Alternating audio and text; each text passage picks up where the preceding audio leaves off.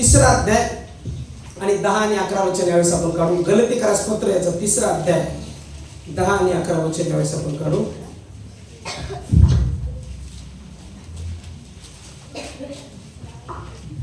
गलातीकरास पत्र याचा 3रा अध्याय 10 आणि 11 वचन. कारण नियमशास्त्रातील कृत्यावर जितके अवलंबून राहणारे आहेत, कारण नियमशास्त्रातील कृत्यावर जितके अवलंबून राहणारे आहेत तितके सर्व शापाधीन आहेत. तितके सर्व शापाधीन आहेत. कारण शास्त्रात असे लिहिले आहे की कारण शास्त्रात असे लिहिले आहे की नियमशास्त्राच्या पुस्तकात जे लिहिलेले आहे नियमशास्त्राच्या पुस्तकात जे लिहिलेले आहे ते सर्व आचरण्यास जो कोणी टिकून राहत नाही तो ते शापित सर्व आहे. आचरण्यात जो कोणी टिकून राहत नाही तो शापित आहे. नियमशास्त्राच्या योगे देवापुढे कोणी नीतिमान ठरवण्यात येत नाही. नियमशास्त्राच्या योगे देवापुढे कोणी नीतिमान ठरवण्यात येत नाही. हे उघड आहे. हे उघड आहे. कारण नीतिमान विश्वासाने जगेल. कारण नीतिमान विश्वासाने जगेल. देव बापास मी वचन आशीर्वादित करो. या ठिकाणी म्हणलेले कारण नीतिमान विश्वासाने जगेल. बऱ्याच वेळेस आम्हाला ख्रिस्ती जीवन असं वाटतं की चला चाललो, आपल्याला जे दिसतं त्याच्यावरती अवलंबून आहे, पण ख्रिस्ती जीवन जे आहे ते विश्वासावरती अवलंबून आहे. मग काही जण म्हणतात नियमशास्त्राप्रमाणे गेलं पाहिजे. मग नियमशास्त्र काय सांगतं? नियमशास्त्र सांगतं दाताबद्दल दात, डोळ्याबद्दल डोळा, डोळ्याबद्दल डोळा, दाताबद्दल दात, असं नियमशास्त्र सांगतं. नियमशास्त्रामध्ये जे आहे ते आम्हाला पाहायला वाटतं की नियम पाळण्यावर आहे. जर नियम तोडला की त्याची शिक्षा आहे. जर नियम आम्ही व्यवस्थित पाळला नाही तर त्या ठिकाणी शिक्षा आहे. म्हणजे याचा अर्थ पाप जर केला तर त्याला शासन होणार. मग नियमशास्त्राने कोणीही नीतिमान ठरत नाही. नियमशास्त्राने जर तुम्ही नीतिमान ठरायला गेले तर तुम्ही नीतिमान ठरणार नाही. नियमशास्त्रात असा नियम आहे की जर पाप केला तर त्याला दंडाज्ञा आहे.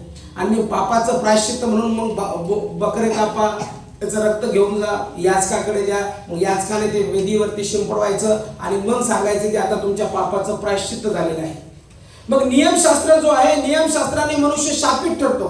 म्हणजे नियमशास्त्र जो आहे, नियमशास्त्राने जर तुम्ही करायला गेले, मोशेचे जे नियम आहे ते पाळायला फार कठीण आहेत. आणि मनुष्याचं जीवन जे आहे ते शारीरिक आहे आणि शारीरिक दृष्टीने मरूपर्यंत मनुष्य मातीत जाईपर्यंत मनुष्य पाप करतो. असं कोणीच नाही या ठिकाणी एकदा तारण झालं आणि आता म्हणतो मी कधीच पाप करणार नाही, मरेपर्यंत माझ्याकडून पाप होत नाही. चुकून, कळत न कळत, बोलण्यातून, ऐकण्यातून, पाहण्यातून तो रोज पाप करतो. नियमशास्त्राने तो कधीच नीतिमान ठरू शकत नाही. नियमाने तुमचं तारण झालेलं नाही. म्हणून इथं तो म्हणतो नियमशास्त्राच्या पुस्तकात जे लिहिले आहे ते सर्व आचरणात जो कोणी टिकून राहत नाही तो शापित आहे. मग जर नियमशास्त्राने तुम्ही जर अध्ययन करायला गेले आणि नियम पाळायला गेले तर नियमशास्त्राद्वारे जर तुम्ही टिकून राहिले नाही तर तो व्यक्ती शापित आहे असं म्हटलं.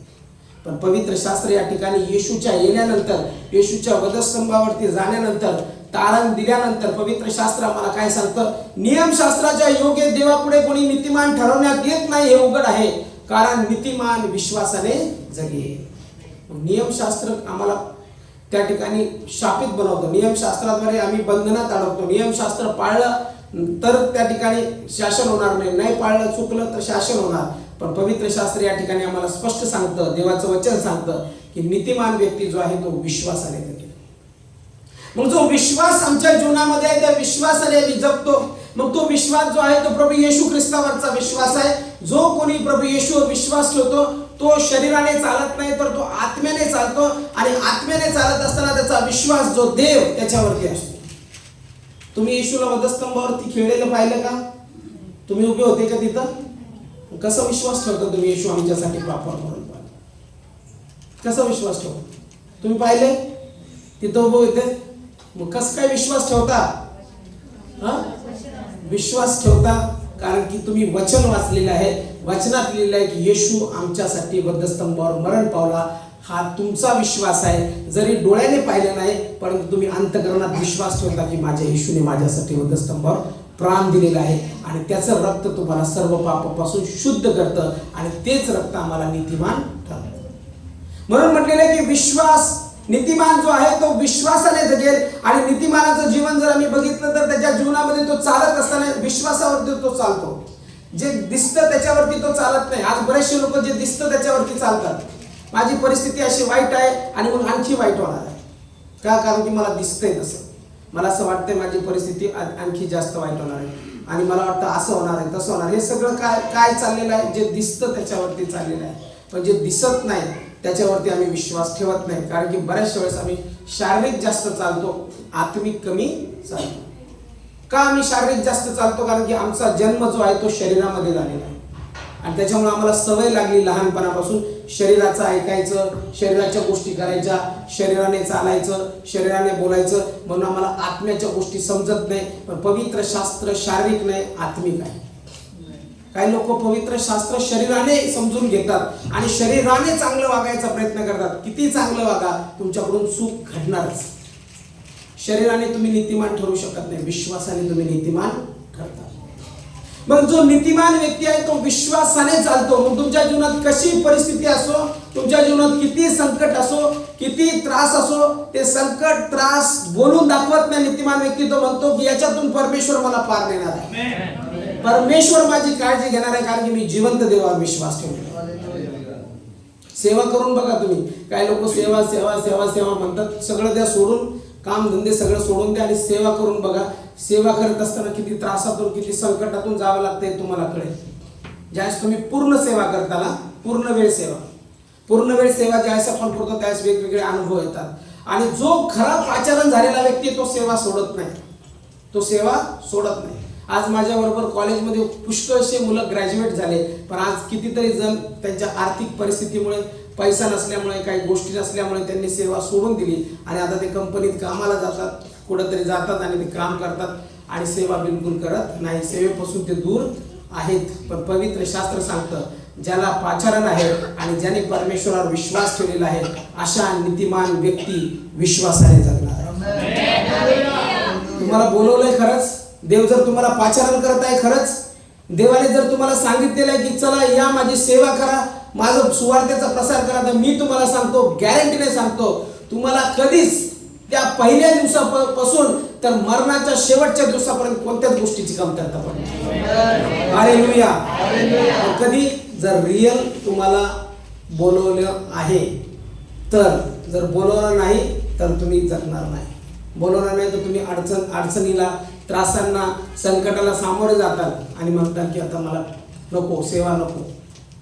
मी असे बरेचसे पालकाची मुलं बघितलेले आहेत की पालकाची मुलं काय म्हणतात, माझ्या बापाने पुष्कळ त्रास सहन केला आणि तो त्रास सहन केल्यामुळे माझ्या बापाने सेवा केली आणि पुष्कळ आर्थिक तंगीतून गेल्यामुळे माझा बाप जे करत होता ते मला करायचं नाही, माझा पिता सेवा करत होता मला सेवा करायची नाही. असे मी बरेचसे पालकांचे मुलं बोलताना ऐकले. ते का तसं बोलतात? कारण की त्यांनी त्यांच्या बापाची परिस्थिती बघितलेली आहे.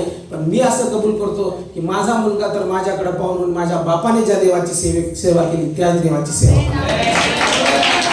Hallelujah, hallelujah. त्याने घाबरलं नाही पाहिजे.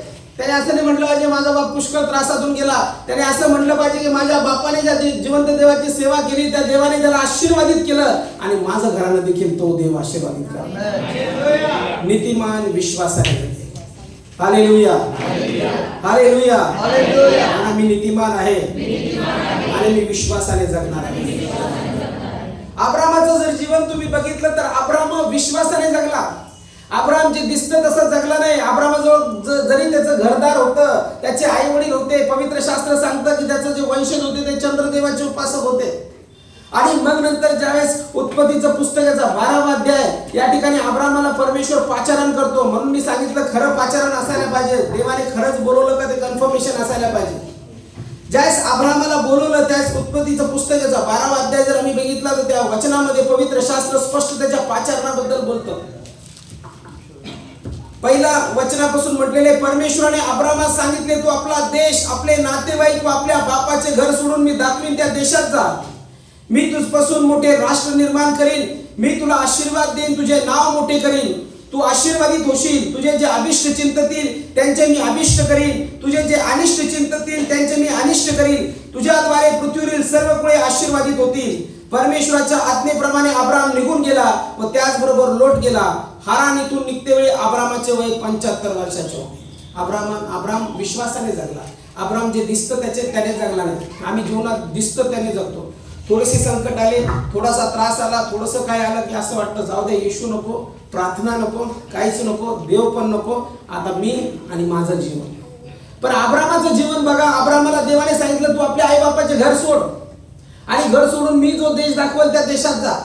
अब्राम असा म्हणला नाही, अरे इतकं चांगलं घर कसं सोडायचं, काय करायचं, आता कसं होईल, आम्हाला घर भेटेल का देवा, मग तिकडं घर होईल का आमचं. आम्ही ज्यावेळेस संघर्ष नगर मधून निघलो त्यावेळेस माझ्या बायकोने चल चल ना चल ना आपण जाऊ तिकडं, आपली सेवा तिकडे देवा दिली तिकडे जाऊ. ती रडायला लागली मोठमोठ्याने, आपलं घर हे पत्र. म्हणजे मला त्या दिवशी कळालं की माणूस ज्यावेळेस शारीरिक असतो त्यावेळेस त्याचा जीव कशात अडकतो, कशात अडकतो, घरात पत्रात काचकं बोचकं कपडे चिलकं, त्याचं घरात जे असलं ते काही बायांची सवय असते ना का हे एवढं कपडे काय ते जुने झालेले असतात पण ते जुने कोणाला देत नाही, देत नाही आणि फेकत पण नाही. तसे कोणाच्या घरात जा तुम्ही, एकदा घरात प्रवेश करा आणि बघा असे गोण्याचे गोणे असे बांधून असे ठेवलेले असतात, पुराणा भंगार जुनं सामान विकत पण नाही, ते असं कोमू कोमू ठेवलेलं असतं. माणसाचं शरीर साहजिक आहे, माझं पण आहे, मी तुम्हालाच उपदेश करत नसतो, इथं ज्यावेळेस असतो त्यावेळेस हा उपदेश मला पहिले असतो मग तुम्हाला असतो. माझं पण तसंच आहे, म्हणजे शारीरिक जो आहे त्याचं तसंच आहे की त्याचा जीव कशात असतो, दिसणाऱ्या गोष्टी सोडत नाही शक्य. एखादी म्हातारी मरत जरी असली, तिच्या हातात सोन्याची अंगठी असली, 99 वर्षाची जरी असली आणि तुम्ही दवाखान्यात जा आणि ती व्हेंटिलेटरवर असली, तिची अंगठी हिसकवण्याचा प्रयत्न करा, करून पाहिजे, असं हात करीन असं लगेच. रमा सांगते तिची आजी जिला पेन्शन भेटत होतं, तिला जर द्यायचं नसलं पेन्शन नाही, इतकी वय झालेलं होतं तिचं 100च्या वरती वय, पण अंगठा असं दाबून धरायची, असं अंगठा दिलाच नाही पाहिजे असं. बऱ्याचशा वेळेस माणसाचं काय असतं, जे डोळ्याने दिसतं त्याच्यावरती जास्त विश्वास असतो आणि त्याच्यात जीव जास्त असतो. पण मी तर म्हणतो जीव वस्तूमध्ये, गाडीमध्ये, घरामध्ये याच्यात ठेवू नका, आपला जीव त्या देवात ठेवा. म्हणजे काय होईल माहितीये का, नुकसान जरी झालं तर तुम्हाला हार्ट अटॅक येणार नाही, आणि जर का नुकसान झालं त्या दिवशी तुम्ही मेले, मला कॉल करताना काळसाहेब आता संपलेले सगळे, हे गेलेत. का गेले, विचाराने गेले, का गेले, भयाने गेले, का गेले, जीव असल्यामुळे गेले. अब्रामाला ज्यावेळेस सांगितलं त्यावेळेस अब्राम निघाला.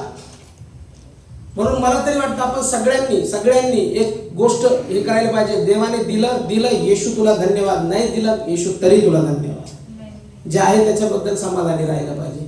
अब्राम ज्यावेळेस निघाला त्यावेळेस निघतेवेळी त्याचं वय 75 वर्ष होतं. म्हणजे विचार करा, इतकं वय त्याचं झालेलं होतं तरी देवाने त्याला सांगितलं त्यावेळेस तो निघाला तिथून. त्याने विचार केला नाही, त्याने सगळं सोडून दिलं आणि तो निघाला. आणि निघाल्यानंतर पवित्र शास्त्र काय सांगतं, त्याच्याजवळ काहीच नाही, त्याचा पुतण्या लोट त्याच्याबरोबर आहे, त्याची पत्नी आहे, त्याची पत्नीला पण मुलबाळ नाही, ती वांज आहे, तिला मुलबाळ झालेला आहे. आणि अशी वांज स्त्री घेऊन तो निघाला. म्हणजे एक तर त्याला मटेरियल ब्लेसिंग तर हुकली, मटेरियल म्हणजे काय जे धन धान्य असतं ते घर ते सगळं संपलं, ते सोडलं आणि आता तो चाललेला आहे. त्याची बायको पण त्याच्यासोबत आहे, तिलाही मुलबाळ नाही. आणि असं काय म्हणतात त्याला, आशीर्वाद नसणारा व्यक्ती हराणातून बाहेर निघलेला आहे. तर त्याने एक गोष्ट केलेली आहे आणि ती चांगली गोष्ट म्हणजे त्याने परमेश्वराची वाणी केलेली आहे. मी तुम्हाला सांगतो, कोणतीही परिस्थिती असो, वाईट दिवस असो, पण जर तुम्हाला खरंच माणसापासून नाही तर देवापासून वाणी येत आहे तर त्या देवाची वाणी ऐकायला शिका. आम्ही बऱ्याच वेळेस माणसाची वाणी ऐकतो, पवित्र आत्म्याची वाणी ऐकत नाही. पण ज्यावेळेस त्याने वाणी ऐकली त्यावेळेस तो निघाला आणि त्याच्या घरून तो ज्यावेळेस निघाला त्यावेळेस पवित्र शास्त्र या ठिकाणी सांगतो त्याच्याजवळ काहीच नाही, पुतण्या लोट त्याची पत्नी घेऊन तो त्या ठिकाणाहून निघाला.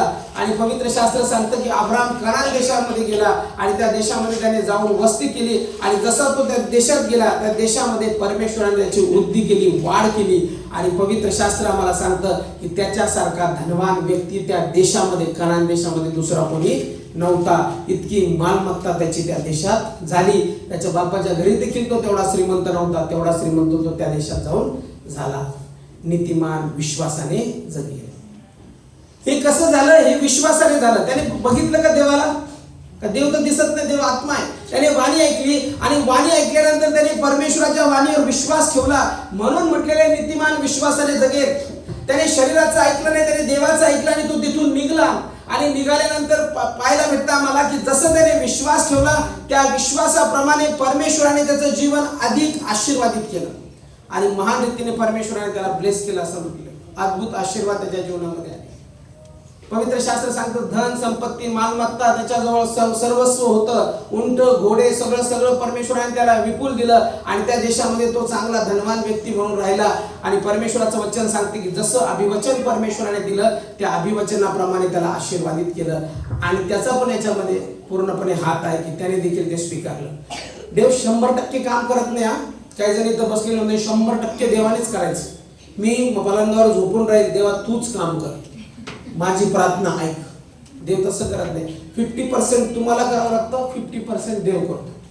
अब्रामाने 50% चालली, तो विश्वासाने स्टेप आउट झाला, बाहेर पडला आणि परमेश्वराने 50% काम केलं. परमेश्वराने त्याला आशीर्वादित केलं. आशीर्वाद जे असतात ते विश्वासावरती असतात, म्हणून नीतिमान विश्वासाने जगेल म्हटलेलं आहे. मग जर तुम्ही जे दिसतं त्याच्यावर विश्वास ठेवतात, जे आहेत त्याच्यावर विश्वास ठेवतात, ते दिसणारं नसणार आणि आहेत जे ते पण नसणार. फक्त परमेश्वरच तुमच्या बरोबर असणार प्रत्येक परिस्थितीमध्ये. अब्रामाला देवाने आशीर्वाद दिले आणि वयाच्या 100व्या वर्षी देवाने त्याला पुत्र दिला. इसाक देऊन देवाने त्याला आशीर्वादित केलं आणि आशीर्वादित केल्यानंतर देव त्याची परीक्षा पाहतो आणि देव त्याला म्हणतो की आता तुझा एकुलता एक जो पुत्र आहे तो पुत्र तू काय कर, बलिदान कर, त्याचं हवन कर, त्याला तू काय कर आता मला दे. आणि अशा समय देखील आम्हाला पाहायला वाटतं की नीतिमान जो अब्राम आहे, जो विश्वास ठेवतो देवावर, तो तिथेही कचरला नाही. आम्ही असतो तर काय केलं असतं? दिला असता एकुलता एक मुलगा, दिला असता का? एकुलता एक काय 3 जरी असले तरी दिले नसते. तुम्ही एखाद्या बाईला किंवा आईला 4-5 मुलं जरी असले आणि तुम्ही म्हणले एक मुलगा द्या आम्हाला, नाही देऊ शकत, नाही देऊ शकत. साधं कुत्र पाळा तुम्ही, कुत्र पाळा आणि त्या कुत्र्याला लळा लावा, कुत्र हरवू द्या थोडंसं किंवा जाऊ द्या कुठं, तुम्ही रडताल ढसाढसा. कशासाठी रडताल? कुत्र्यासाठी. कुत्र तर लई मोठी गोष्ट आहे. पुत्र खूप मोठी गोष्ट आहे. ज्यावेळेस परमेश्वर त्याला म्हणतो की आता तुझ्या पुत्राचं बलिदान कर, त्यावेळेस त्याने पुत्राचं बलिदान करण्यासाठी मागं बघितलं नाही, तो विश्वासाने निघाला. आज आपण विश्वासणारे आहोत पण पक्के विश्वासणारे नाही, पक्के नाही, मग कच्चे विश्वासणारे. कच्चा लिंबू म्हणतो ना आपण खेळात, तसं कच्चे लिंबू. आपला विश्वास तेवढा नाही. अब्रामाचा विश्वास पक्का आहे. देव बोलतो की आता बलिदान दे. त्यावेळेस त्याने काय केलं? त्याचा दास सोबत घेतला, गाढव घेतलं, खोगीर घातलं, त्याच्यानंतर त्याने लाकडं घेतली, सगळं घेतलं आणि ते घेऊन त्याच्या मुलाला सोबत घेतलं. त्याच्या मुलाला सोबत घेऊन आपल्याला बलीचं हवन करायला जायचं आहे, चल माझ्या बरोबर. आणि म्हणून त्याने त्या मुलाला सोबत घेतलं आणि सोबत घेऊन तो निघालेला आहे बलीचं हवन करण्यासाठी. आणि अशा स्थितीमध्ये पवित्र शास्त्र आम्हाला सांगतं ज्यावेळेस तो जात आहे त्यावेळेस त्याला माहिती आहे, फक्त त्याला माहिती आहे की मला या पुत्राचं काय करायचं आहे, मी माझ्या उत्कर्षाला देईल का? हात तर लावा, कसा राग येईल मला पहा.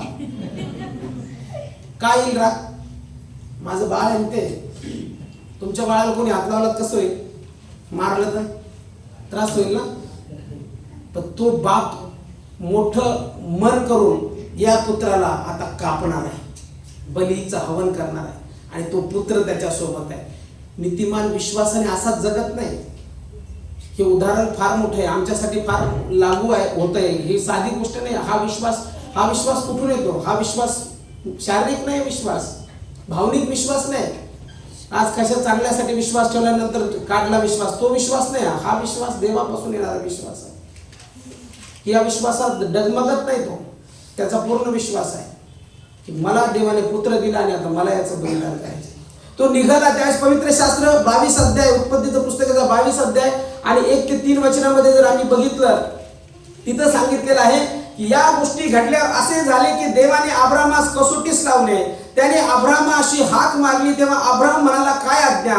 देव म्हणाला तुझा पुत्र, तुझा एकुलता एक प्रिय इसाक यास घेऊन मोरिया देशात जा आणि मी तुला सांगेन त्या डोंगरावर त्याचे होमार्पण कर. पवित्र शास्त्र स्पष्ट सांगतं की त्याचं होमार्पण कर असं देवाने त्याला आज्ञा दिली. 3 वचन. तेव्हा अब्रामाने मोठ्या पहाटे सोडून आपल्या गाढवावर खोगीर घातले, आपल्या बरोबर 2 सेवक, आपला मुलगा इसाक यास घेतले आणि होमार्पणासाठी लाकडे फोडून घेतली. मग देवाने सांगितलेल्या ठिकाणाकडे तो निघाला. विश्वास काय असतो हे अब्रामाचं जीवन आम्हाला सांगतं. एकुलता एक मुलाचं होमार्पण करण्यासाठी तो कचरला नाही, तो आपल्या मुलाला घेऊन निघाला. कारण की ही वाणी जी होती ही देवाची होती, ही पवित्र आत्म्यापासून आलेली वाणी होती आणि तो निघाला. तो त्याला घेऊन निघाला. आपल्याला जड गेला असतं, आपण आपल्या मुलाला कधीच सासर केलं नसतं. आपण म्हणलो असतं देवा दुसरं काही कर, पण प्लीज माझ्या मुलाला तसं काही नको, कारण की इतक्या दिवसानंतर मला एकुलता एक पुत्र झालेला आहे. क्षमा मागितली असती, तो असं नाही, असं नको करू म्हटलं. त्याने काहीच नाही केलं, त्याने आज्ञेचं पालन केलं, तो निघाला. आणि असं म्हटलेलं आहे की जसा जसा तो पुढे जात आहे त्यावेळेस त्याला प्रश्न इसाकाने देखील विचारला की बाबा आपण लाकडं घेतली, आपण सगळं सामान घेतलं, इंधन घेतलं, सगळं घेतलं, पण होमार्पणाचा बली कुठे? कसं वाटलं असेल त्याला त्यावेळेस स्वतःचा मुलगा असं म्हणतो की आपण सगळं घेतलं, पण होमार्पणाचा मुलगी कुठे? मला तर वाटतं तो दूर जाऊन ढसा रडला असेल की बाळा तुला काय सांगू, आता मला तुलाच होमार्पण द्यायचं आहे. पण तरी देखील विश्वासाने पवित्र शास्त्र सांगतो की तो त्या डोंगरावरती गेला. आणि डोंगरावरती गेल्यानंतर उत्पत्तीचं पुस्तकाचा 22 अध्याय आणि 10 ते 14 वचनामध्ये म्हटलेलं आहे, मग अब्रामाने आपला मुलगा बदण्यासाठी हात पुढे करून सुरा घेतला, तेव्हा परमेश्वराच्या दूताने त्यास आकाशातून हाक मारून म्हटले, अब्रामा अब्रामा. तो म्हणाला काय आज्ञा? मग तो बोलला, तू मुलावर आपला हात चालू नको, त्याला काही करू नको, कारण तू आपल्या मुलास, आपल्या एकुलत्या एक मुलासही माझ्यापासून राखून ठेवले नाही. यावरून तू देवाला भिवून चालणार आहेस हे मला कळले. तू आपल्या एकुलत्या एक मुलालाही राखून ठेवलं नाही, मी जे सांगितले ते तू केलंस, आणि याच्यावरून मला कळतं की तू देवाला भिवून चालणार आहेस. तेव्हा अब्रामाने दृष्टीवर करून पाहिले, तो आपल्या मागे झुडपात शिंगे गुंतलेला एक एडका त्यात दिसला. मग अब्रामाने तो एडका घेऊन त्याच्या पुत्राच्या ऐवजी अर्पण केला. आणि अब्रामाने त्या ठिकाणाचे नाव याह्वे इरे, परमेश्वर पाहून देईल असे ठेवले. त्यावरून परमेश्वराच्या गिरीवर पाहून देण्यात येईल असे आजवर बोलतात. याह्वे इरे म्हणजे परमेश्वर पाहून देईल. जर आम्ही नीतिमान आहोत आणि विश्वासाने चालणारे आहोत तर मी तुम्हाला सांगतो तुमच्या जीवनामध्ये जे पाहिजे ते परमेश्वर याह्वे इरे तुम्हाला पाहून देईल. आणि निश्चित हालेलुया हालेलुया. देवा मला अब्रामासारखा विश्वास दे, मला अब्रामासारखा विश्वास दे. नीतिमान तो ठरलेला आहे कारण की विश्वास त्याने ठेवलेला आहे. आज आम्ही जीवनामध्ये विश्वासणारे असतो पण आमचा विश्वास नसतो, कारण की विश्वास मी पहिले सांगितलं विश्वास शारीरिक नाहीये, विश्वास आत्मिक आहे. आत्म्यापासून येतो आणि तो विश्वास देवापासून येतो. देवापासून येणारा विश्वास फार कमी लोक ठेवतात. स्वार्थी विश्वास तर सगळेच ठेवतात. पण प्रभू मला हे होऊ दे, प्रभू मला ते करायचं, मला ही प्रार्थना ऐक देवा, ती प्रार्थना ऐक. आणि एकदा का प्रार्थना ऐकली की कोण देव आणि काय देव काय घेणार. काही लोक तर नवस बोलतात, देवा असं असं आम्ही करू, आणि तेच गायब, परत ते दिसतच नाही. पण देव मूर्खावर प्रसन्न होत नसतो. अब्रामाने तसं केलं नाही. म्हणून तर म्हटलं की ते विश्वासणारे, बायबलचे विश्वासणारे आणि आजचे विश्वासणारे फार फरक आहे. शब्दाला जागे राहत नाही. देवाजवळ जो बोलला ते त्याने केलं, त्याने माघार घेतली. आपण माघार घेतो आणि मग म्हणतो आमच्या जीवनात श्रापच आहेत, आमच्या जीवनात आजारच आहेत, आमच्या जीवनात त्रासच आहे. हे बघा ना आमचे शेजारी किती प्रगत होत आहे. देवा या शेजाऱ्याला इतकं मोठं काऊन करत आहे. देवा मला फार वाईट वाटतं, त्याला 2 गाड्या झाल्या, मला एक पण गाडी नाही. देवा का तो आशीर्वाद देतो त्याला, मी का असा राहते? कारण की आपलं मन चांगलं नाही, आपला विश्वास चांगला नाही. विश्वासणारा जो असतो तो विश्वासाने जगणारा, विश्वासणारा देवावरती जो विश्वास ठेवतो तो देवाच्या विश्वासाने तो नीतिमान गणण्यात येतो आणि त्याचा विश्वास जगवतो त्याला. म्हणून जे दिसतं त्याच्यावर नाही तर परमेश्वरापासून जे प्राप्त होतं त्याच्यावर विश्वास आम्ही ठेवला पाहिजे. पहिले राजे याचा 17वा अध्याय जर आम्ही बघितलं तर तिथं देखील एलियाबद्दल पवित्र शास्त्र सांगतं की एलिया तिशबी हा गिलाद येथे उपरी म्हणून राहणाऱ्यापैकी एक होता. आणि तो म्हणतो की परमेश्वराच्या हुजुराची शपथ, ज्या परमेश्वराची मी सेवा करतो, आता जी वर्ष येणार त्यात दहिवर अथवा पर्जन्य पडणार नाही, हे सर्व माझ्या सांगण्याप्रमाणे होईल, असं पहिले राज्याचा 17वा अध्याय आणि पहिलं वचन सांगतो. आणि तसं बोलल्यानंतर खरोखर त्या ठिकाणी त्याच्या शब्दाप्रमाणे घडून आलं. दुष्काळ पडला आणि असा दुष्काळ पडला की त्या काळामध्ये जनावरांना चारा नाही, पाणी नाही, फार लोक त्रासले. इतका मोठा दुष्काळ त्या ठिकाणी पडला. आणि असा दुष्काळ पडल्यानंतर पवित्र शास्त्र आम्हाला या ठिकाणी सांगतं की या दुष्काळामध्ये देखील परमेश्वराने त्याच्या देवाच्या सेवकाची काळजी घेतलेली आहे. हालेलुया. तुम्ही कोरोनामध्ये मरण पावले नाही याचा अर्थ परमेश्वराला तुमच्या जीवनातून फार मोठं काम करून घ्यायचं आहे. तुम्ही आज या ठिकाणी जिवंत दिसले नसते. मग जे जीवन दिलं कोरोनातूनही, तरी पण आपण काय करतो, आज आपल्याला वाटतं काय नाही, देवाने मला काय जेवण बिवण दिलं नाही, जीवानं दिलं नाही, जेवण दिलं नाही, काय करणार. तुम्ही जगताना ही श्वास फार अनमोल आहे. मृत माणूस देवाची स्तुती करू शकत नाही. एकदा संपला. फार फार प्रेशियस दिवस आहेत, अनमोल दिवस आहेत तुमचे स्तुती करण्याचे. एकदा तुम्ही डेड झाले ना, संपलं. मग नंतर कोणी म्हणणार नाही तुम्हाला चर्चला आहे. वरती मग देवच विचारेल तुम्हाला काय केलं. नाही काय नाही, धावपळ केली, काम केलं, इकडे गेलो तिकडे गेलो. किती कमवले. नाही कमवले काय नाही. याचं लग्नात जात होतो, त्याच्या लग्नात जात होतो, इथून पैसे घेतले व्याजाने, तिथून घेतले, इकडं लावले तिकडं लावले. चर्चला जात होता का. नाही चर्चला नव्हतं जात. चर्चला काय, चर्चला पाळत साहेब जात होते, मी नव्हतो जात. फार प्रेशियस दिवस आहेत हे दिवस, फार प्रेशियस. कोण कधी काय होईल सांगता येत नाही. हार्ट अटॅक आला, आज तुम्ही चांगले दिसता, घरी गेले, संपले. मग नंतर तिथं स्तुती विती नाही, तिथं देव विचारू काय केलं. परत प्रश्न नका वाढवू. देवा इतकं सुंदर जीवन दिलं होतं, मी जायला पाहिजे होतं देवा तुझ्या सानिध्यात, पण मी गेलो नाही. मग पस्तावण्याची वेळ नको. म्हणून आता जी वेळ आहे ती पूर्णपणे देवाला समर्पित करा आणि म्हणा की देवा मी तुझ्या सानिध्यात जाणार आहे. एलिया तिशबी देवाच्या वचनावर त्याने विश्वास ठेवला. दुष्काळ आहे आणि या दुष्काळामध्ये त्याला चिंता नाही, कारण की त्याचा पुरवठा परमेश्वर आहे. तुमच्या जीवनात दुष्काळ आहे पण चिंता जास्त आहे. दुष्काळात आता कसं होणार, काय होणार, असं होईल तसं होईल. कोरोनातून तुम्ही गेले, कोरोनातून तुम्ही जात असताना तुम्हाला काही कमी पडलं का. काही कमी पडलं. कुटके मोडून कोणी खाल्ले, शिजून बिजून खाल्ले कुटके. मला तर वाटतं चिकन बिकन मटन आणून खाल्लं असं. मग कोण महान आहे. देव महान आहे.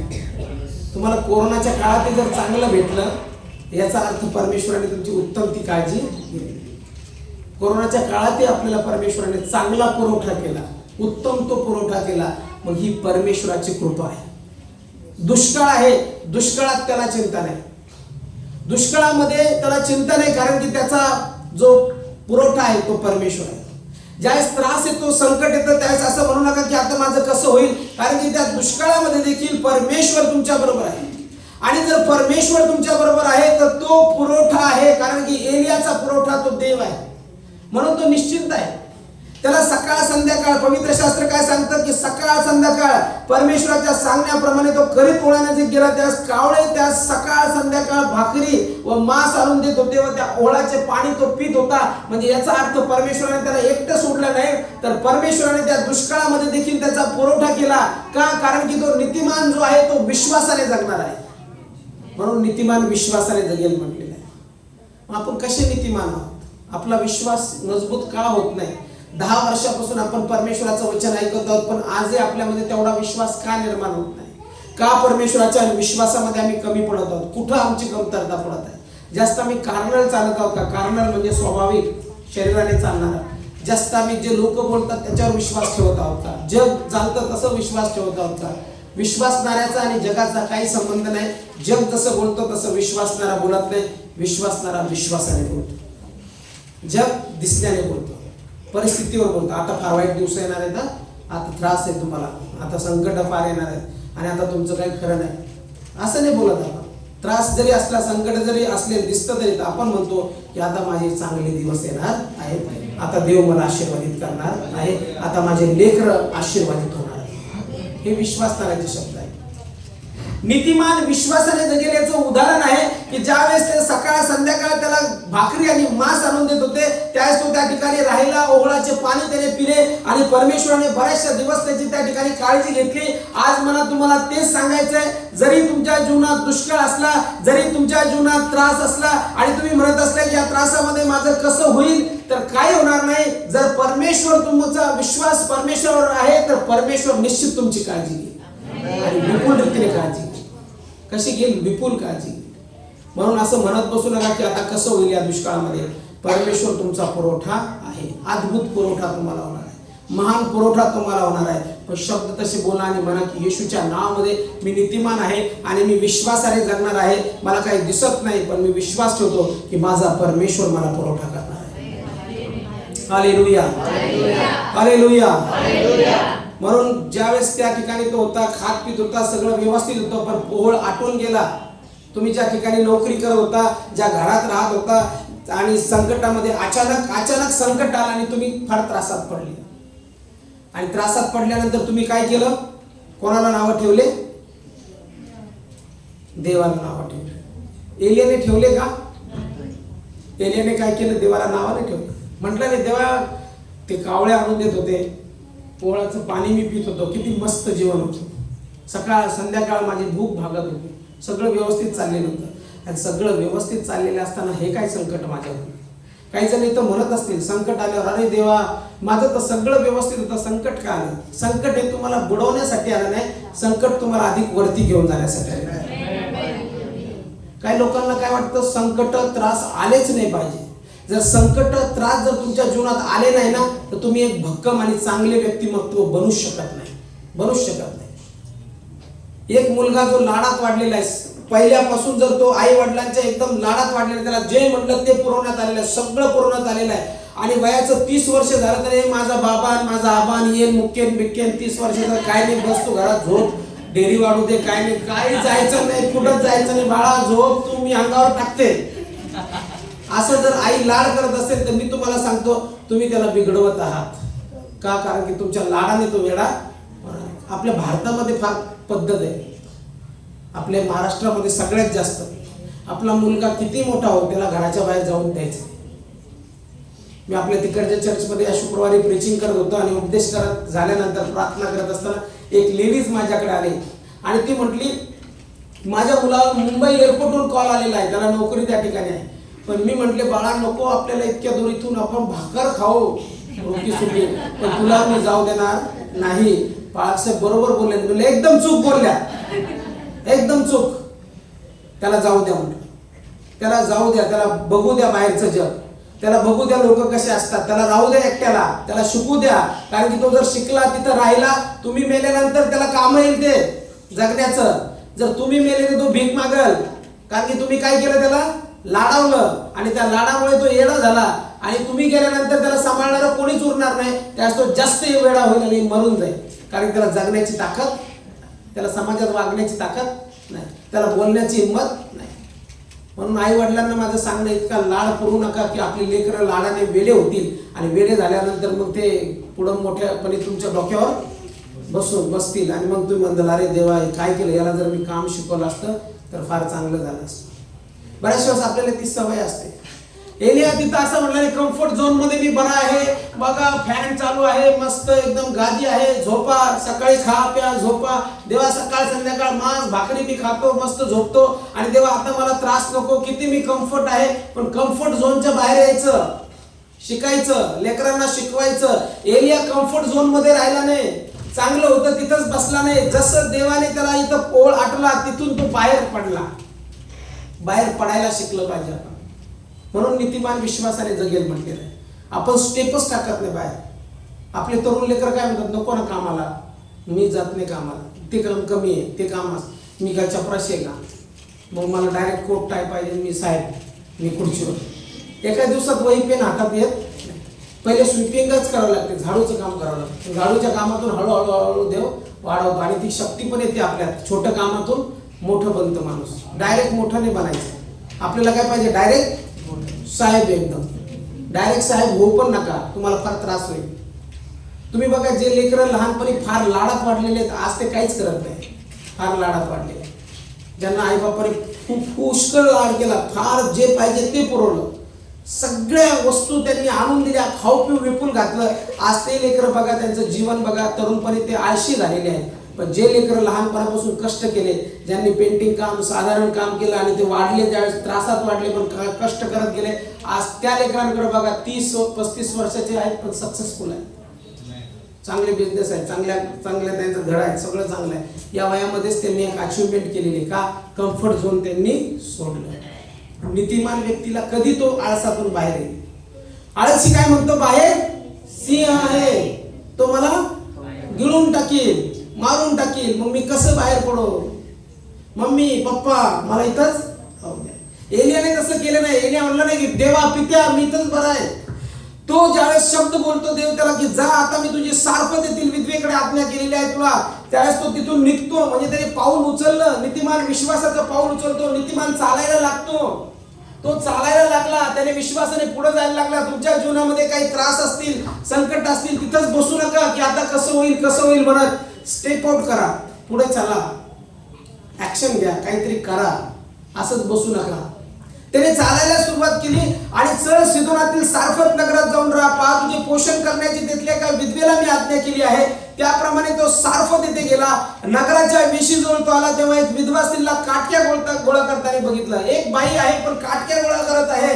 साधारण म्हणजे अतिशय गरीब ती आहे आणि अशा व्यक्तीकडे परमेश्वराने त्याची व्यवस्था केलेली आहे. ही जी व्यवस्था आहे ही नीतिमानाला शिकवण्यासाठी आहे. आणि ज्यावेळेस तो तिथे जातो त्यावेळेस तिच्याजवळ काहीच नाही. ती म्हणते मूठभर पीठ आहे, कुपीत थोडंसं तेल आहे आणि मी आणि माझा मुलगा आहे, हे आम्ही करू आणि मग मरू, कारण की आमच्याजवळ काहीच राहिलं नाही, संपलं सगळं. आणि दुष्काळ आहे. या दुष्काळामध्ये नीतिमान कसा विश्वासाने जगतो त्याचं उदाहरण आहे की ज्यावेळेस तो तिथं गेला त्यावेळेस तो म्हणतो प्रथम भाकर माझ्यासाठी भाजून आण मग बघ. आणि त्या बाईने विश्वास ठेवला आणि त्याच्या सांगण्याप्रमाणे केलं. तिनं भाकर भाजून आणली आणि भाकर भाजून आणल्यानंतर पवित्र शास्त्र सांगतं की तिचं मिठाचं जे मडकं आहे आणि कुपीतलं तेल आहे ते जोपर्यंत पाऊस पडत नाही तोपर्यंत रिकामा झालं नाही, तोपर्यंत तिच्या कुटुंबाचा उदरनिर्वाह त्यावरती झालेला आहे. हे कसं झालं? हे विश्वासाने झालं. हे कसं झालं? विश्वासाने झालं. आपण असतो तर काय म्हणलो असतो, मी भाकर बिकर माफ करा जा, एवढी भाकर त्याच्यात मला मागायला लागली, नसतं दिलं. आपण विश्वास नसता ठेवला. आपण चारदा विचार करतो भांडारात टाकू का नको, टाकू का नको, टाकू का नको, असं होतं. देऊ का नको, देऊ असं होतं आपल्याला, है ना. सोडू कोणी पैसे, नोट सोडू कोणी असं. काही जण नाही का ते काही देतात दुकानदारांना नोट अशीच धरलेली असते, मला सोडा ना धरलेली तरी चालते. जीव सगळा आपला त्याच्यात असतो की न सोडायला नको. तिनं काय केलं, सोडल्यानंतर तिला काय वाटलं असेल, आता भाकर ही त्या बाबाने खाऊन घेतलं, आता काय कर. तसा विश्वास नव्हता तिचा. म्हणून तर मी म्हटलं नीतिमान विश्वासाने जगेल. तिनं विश्वास ठेवला की हा व्यक्ती देवाचा माणूस आहे, हा भाकर खायला मी निश्चित जसं बोलला तसे आशीर्वाद येतील. आणि तसंच झालं. परमेश्वराने त्या घराचा पुरवठा केला, तिचाही केला.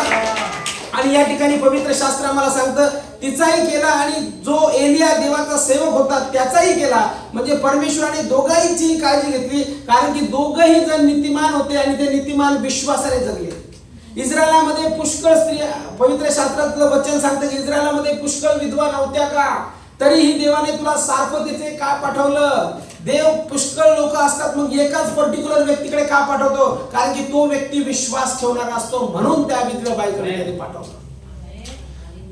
इथं नीतिमान विश्वासाने जगेल त्याचं उदाहरण आहे. मग तुम्ही नीतिमान जर आहात तर तुम्ही भयात जगण्यासाठी नाही तर तुम्ही विश्वासात जगण्यासाठी आहात. म्हणून आपला विश्वास अधिक मजबूत करा. आम्ही कशात जगतो, भयात जगतो आणि रोज भय असतं. मला काय आजार होतो का काय, काही लोक थोडंसं पोट दुखाल, किडनी खराब झाली काय, आपल्याच तोंडाने पुढचं भविष्य सांगून टाकतात. पहिले माझ्या आई नेहमी बोलायची, ज्यावेळेस मला आठवतं 2003-04 डोक्यात असं थोडंसं काहीतरी तिला टेंगुळ जरी आले तर गाठी झाल्या का डोक्यात, सुनील चेक करू गाठी झाल्या का डोक्यात. मम्मी काय होत नाही तुला, म्हटलं तू देवावर विश्वास ठेवती ना, तुला काय होणार नाही. आपण काय करतो, भयात जास्त जगतो, मरतो की काय. थोडा बीपी हाय झाला तसं वाटतं आता हार्ट अटॅक येतो, आता सगळं संपलं. मग भयात जास्त जगतो, विश्वासात जगत नाही. परिस्थिती आली ना, काही गोष्टी आल्या, कर्जात जर आम्ही असलो त्या कर्जाचा जास्त विचार करतो, काही त्रासात जर असलो त्या त्रासाचा जास्त विचार करतो. आणि पवित्र शास्त्र सांगतो चिंता उद्या, पण हा घडी उद्याची चिंता अशी करतो की मरतो. इतकी चिंता, सगळ्या महाराष्ट्राची चिंता त्याला.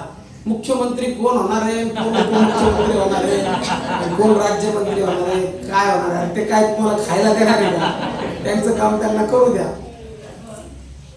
रमेशला विचारलं मतदान केलं का, हा मग 500 रुपये घेतले मतदान केलं, बरं केलं जाऊ दे. काय करता म्हणे मग आता ते आपल्याला तशी देत नाही तुम्ही असे घेता. म्हणजे बऱ्याचशा वेळेस काय करतो आपण, सगळ्या भारताची आणि महाराष्ट्राची चिंता, आपल्याला दुसऱ्यांची चिंता करायला देवाने लावलं नाही. आपली चिंता जी आहे उद्याची चिंता उद्याला, आज जे जीवन परमेश्वराने दिलेलं आहे ते आनंदात जगायचं आणि विश्वासाने जगायचं. विश्वासाने जगायचं. म्हणून तर मी एक वाक्य नेहमी बोलत असतो, जे होईल ते होईल येशू रक्ताचे आहे. म्हणा, जे होईल ते होईल येशू रक्ताचे आहे. जे होईल ते होईल येशू रक्ताचे आहे. म्हणून आम्ही जसं होईल तसं होईल, आम्ही विश्वासाने जगतो तर परमेश्वर आम्हाला निश्चित जगवणार आहे. पण जर भयात जगतो तर ते भय आमच्यावर येणार आहे. योबाचं पुस्तक जर आम्ही बघितलं, या शुक्रवारी पण मी स्टडीमध्ये शिकवलं, योबाचं पुस्तक याचा 3रा अध्याय आणि 24 आणि 25 वचन जर बघितलं, योबाचं पुस्तक याचा 3रा अध्याय आणि 24 आणि 25 वचन, योबाचं पुस्तक 3रा अध्याय, कोणी सापडलं असेल तर 24 आणि 25, 3रा अध्याय 24 आणि 25. मला तर अन्यायवादी उसासे प्राप्त होत आहेत. नाही, 25 वचन, 25. मला कशाची भीती वाटली, मला कशाची भीती वाटली तर तेच मजवर येते. तर तेच मजवर येते. कशाने मला थरकाप झाला, कशाने मला थरकाप झाला, तेच मजवर येते. तेच मजवर येते. हा व्यक्ती नीतिमान व्यक्ती आहे. हा व्यक्ती आपल्या लेकरांच्या संख्येत बलीचं हवन करणारा व्यक्ती आहे. खूप चांगला व्यक्ती आहे. पण चांगला व्यक्ती असून देखील त्याचा जो भीती आहे ती फार भयानक आहे. त्याला नेहमी भीती वाटते. तो काय विचार करतो, जे काय विचार करतो तो निगेटिव्ह विचार करतो. त्याला वाटतं असं होईल, असं झालं तर कसं होईल, हे झालं तर तसं होईल. बरेचसे लोक पण तसेच विचार करत असतात. जायचं असतं पुण्याला, पण जात असताना पुष्कळ विचार करतात. गाडी पंक्चर होईल का, मग असं होईल का, ड्रायव्हरचा ऍक्सिडेंट होईल का, मग असं होईल का, गाडी जळणार तर नाही, उठणार तर नाही, उलटी तर होणार नाही, हे तर होणार नाही, ते होणार नाही. याला चिंता म्हणतात. जायचं असतं त्यांना, पण डोक्यामध्ये पुष्कळ विचार असतात. विश्वास ठेवतच नाही की ड्रायव्हर बरोबर आपल्याला पुण्याला घेऊन जाईल, आपण मस्त रिलॅक्स. तसं विचार नाही करत. योग काय म्हणतो, मला कशाची भीती वाटली तर तेच मजवर येते. आज बरेचसे लोक या ठिकाणी आहेत की ते जे विचार करतात तेच त्यांच्यावर येतात. ते आजाराचा विचार करतात, आजार येतो. ते संकटाचा विचार करतात, संकट येतं. गरिबीचा विचार करतात, गरिबी येते. आणि ज्यावेळेस पण विचार करतात माझं काही खरं नाही, माझ्या लेकरांचं काही खरं नाही, माझ्या कुटुंबाचं काही खरं नाही, सेम विचार करतात, सेम त्यांच्या जीवनात येतं. कारण की ते भय बोलतात, ते वचन बोलत नाही. काही लोक म्हणतात काय नाही होणार, असंच चाललंय आपलं जीवन, मग असं तसंच राहणार. इथं म्हटलेलं आहे, मला कशाची भीती वाटली तर तेच मजवर येते, कशाने मला थरकाप झाला तर तेच मजवर येते. म्हणजे याचा अर्थ त्याच्या जीवनात भय आहे. आणि पवित्र शास्त्र आम्हाला सांगतं की जो कोणी भीती आणि भय बाळगतो तो परमेश्वराचा नाही. कारण की जो कोणी परमेश्वराचा आहे त्याला भित्रेपणाचा नाही तर सामर्थ्याचा आत्मा दिलेला. Hallelujah, hallelujah, hallelujah. मला भित्रेपणाचा नाही तर सामर्थ्याचा आत्मा दिलेला आहे. भीती का बाळगता? भीती भीती भीती, काय होईल, काय होईल, काय होईल, काय होईल. आणि काय होण्याच्या भीतीमुळे बऱ्याचशा वेळेस काय होतं, जे नाही व्हायचं तेच होतं. आणि मग आपण म्हणतो अरे माझ्या जीवनामध्ये असंच होतं, कारण की मी भीती जास्त बाळगतो. काही जण आजारपणाची भीती खूप बाळगतात. त्यांना कधी म्हटलं तुम्ही कसे आहात, जरी आजारी आहात तर मी एक शब्द तुम्हाला सांगतो, असं बोला की मी निरोगी आहे. म्हणा येशूच्या नावात. थोडं पोट दुखलं काय, काही जण आपल्या ग्रुपमध्ये कधी कधी फोटो टाकायचे की सलाईन बिलाईन लावलेली झोपलेलं. काय झालं, काय झालं, नाही विकनेस आलता म्हणून सलाईन लावली. तुम्ही आजारी नाही ना, मग तुम्हाला विकनेस आला, सलाईन लावली म्हणजे तुम्ही आजारी. तुम्ही जर एवढं मोठं करून सांगतात तर मग काय होईल, अजून जास्त मोठं संकट येईल. त्यापेक्षा तसं करू नका. असं म्हणा येशूच्या नावात माझ्या जीवनात आजार नाही. म्हणजे बऱ्याचशा वेळेस जे भय आम्ही बाळगतो ते भय आमच्या जीवनावर येतं आणि त्या भयाने काय होतं, आम्ही आजारी पडतो. एखाद्या व्यक्तीला सकाळी उठायचं, त्याला म्हणायचं की तू आजारी दिसतोस, तू आजारी दिसतोस, डोळे खोलखोल गेले, आजारी आहेस. मग त्याला 10 जण जाऊन म्हणायचे तू आजारी दिसतोस, तू आज आजारी आहेस. संध्याकाळी तर तुम्हाला झोपलेला दिसायला आणि तुम्ही काय केले, शब्द त्याच्यावरती आजाराचे शब्द बोलले, श्राप बोलले आणि त्याने पण ते स्वीकारले आणि त्याच्यामुळे तो आजारी पडला. म्हणून जरी आजार तुमच्या जीवनात असले तरी त्या आजाराला म्हणा की येशूच्या रक्ताने मला पूर्ण बरं केलेलं आहे. मी नीतिमान व्यक्ती आहे आणि मी आजारातून मुक्त व्यक्ती आहे. Hallelujah, hallelujah. बऱ्याचशा वेळेस जो त्रास येतो तो त्रास आम्हाला मारण्यासाठी येत नाही, तारण्यासाठी येतो. पण त्या त्रासाला आम्ही धमकावत नाही.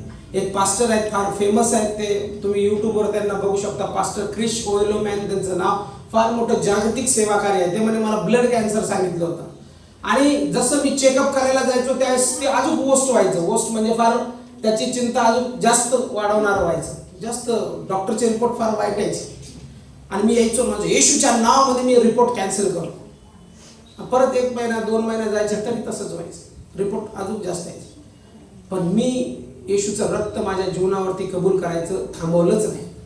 मी बोलतच गेलो त्या आजाराला. मी त्या आजाराला श्रापित करत गेलो.